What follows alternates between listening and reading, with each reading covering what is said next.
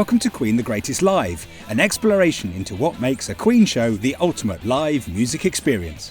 Having seen the importance of rehearsals, we now delve into the equally vital opening number.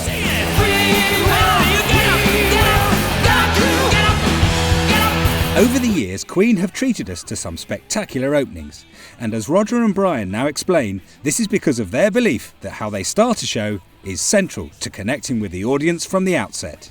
As with most shows, I'm not talking about plays or anything like that, I think for the audience, they want to be blown away at first. So if you can blow them away a bit at first, we used to say blind them, deafen them, and then calm down a bit after 20 minutes. But it's really, you try and make an impact with the first song, visual and obviously sort of an oral attack, really.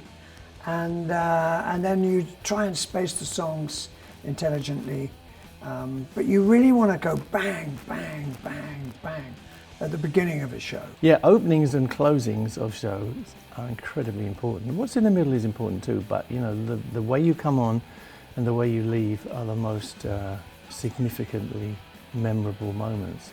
So a lot of thought goes into the opening. It's been a speciality of mine for a long time.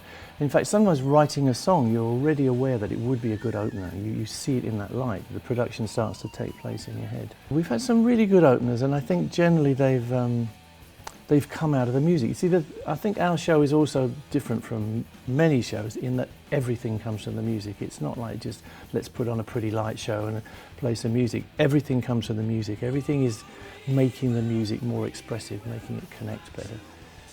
So knowing that process and that sort of solid seat of it, it's actually quite easy to fashion those moments, and it's fun. It's so fun to plan it out, plan the sound, plan where we're going to be, plan the lights and everything, and then see the effect on the audience and go, yes, that works. We've had some good openings. I used to like the kabuki, the big curtain that just disappears in front of your eyes and suddenly reveals all.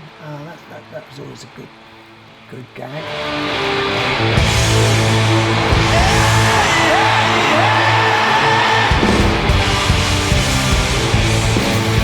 With Queen famous for their attention to detail, it's no surprise that they put a great deal of thought into building audience anticipation, even before they burst onto the stage. I remember going to see a show by The Who or Zeppelin, and you're sitting there in the audience and they're late, and it's all hot and steamy and sweaty, and you think, what are they going to do when they come on? And it's that amazing moment when they first hit the stage.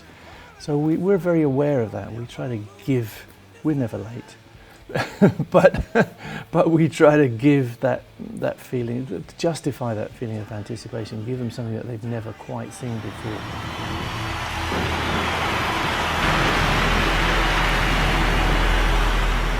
It's nice to sort of create an atmosphere, I think, and we use very sort of ambient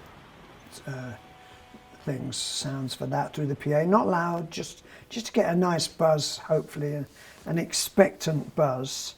But I think many acts do that. A support act, yes, we've had them in the past, many, and it's always been fine. But I think the show these days is big. It's a massive production, and really, and it's long. And I think it's just a bit, it's sort of superfluous, really.